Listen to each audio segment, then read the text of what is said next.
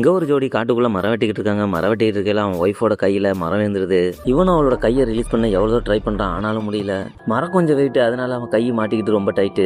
கடைசியா ஒரு முடிக்கு வந்து வேற வழி இல்லாம அவளோட கையை வெட்டி காப்பாத்தி வீட்டுக்கு கொண்டு போறான். கை இல்லாத பாக்குறப்பெல்லாம் அவளுக்காவது வெறி. அதை பார்த்த புருஷனுக்கு மண்டையில தட்டுது ஒரு பொறி.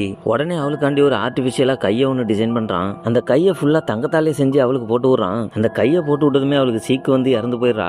இறக்கறதுக்கு முன்னாடி அவன்கிட்ட ஒரு சத்தியம் வாங்கிற அந்த கையோடய வச்சு என்ன புதைக்கணும் அப்படின்ட்டு. இவன் அவளோட கடைசி ஆசையை நிறைவேற்றிருக்காண்டி அந்த கோல்டு கையோடய வச்சு அவளை புதைச்சிடறான். அதுக்கப்புறம் கொஞ்சம் வருஷம் கழிச்சு இவன் ரொம்ப ஏழையா போயிடறான். இவன்ட்ட பணமே இல்ல. இப்போ வேற வழியே இல்லாம ஒய்ஃபோட புதைச்சு அந்த தங்க கையை எடுக்கிறதுக்காண்டி அந்த குழியை போய் தோண்டிக்கிட்டு இருக்கிறான். ஒரு வழியா தோண்டி அந்த கோல்டு கையை எடுக்கல அவன் ஒய்ஃப் திடீர்னு முடிச்சு பாக்குறா. அதெல்லாம் கண்டுக்காத அவன் டக்குன்னு கையை தூக்கிட்டு வீட்டுக்கு வந்துடுறான். நைட் ஆனதும் கோல்டு கையை தேடி ஒய்ஃபோட ஆவி வீட்டுக்கு வருது. அதை பார்த்தவனுக்கு ஒரே சாக்கு. இங்கதான் இருக்கு கதையில ஒரு சோக்கு. பயந்து போனவன் கோல்டு கையை தூக்கி ஒய்ஃபோட ஆவிக்கிட்ட கொடுக்க, அதை வாங்கின ஒய்ஃப் நானே ஆவி எனக்கு விபதி அடிச்ச பத்தியா நீ தாண்டா பெரிய பாவின்னு அவனை அங்கேயே கொண்டுறா.